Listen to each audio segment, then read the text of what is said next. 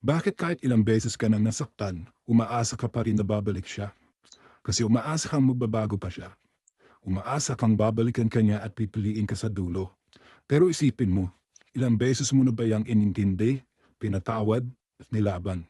At sa bawat pagkakataon, ikaw rin ang iniwan. Ikaw rin ang nasaktan.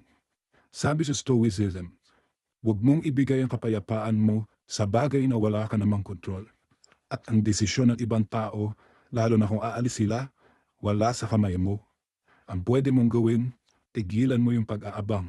Simulan mong ibalik sa sarili mo yung pagmamahal na inaksaya mo sa kanya. Huwag mo siyang hintayin magbago, bagiuhin mo yung sarili mong pananaw. At hindi na siya ang sukatan ng halaga mo. Ang totoo, umaasa ka pa rin kasi hindi mo pa tuluyang pinipili ang sarili mo. Ngayon ang tanong, kailan mo sisimulang piliin ang sarili mo sa halip na siya?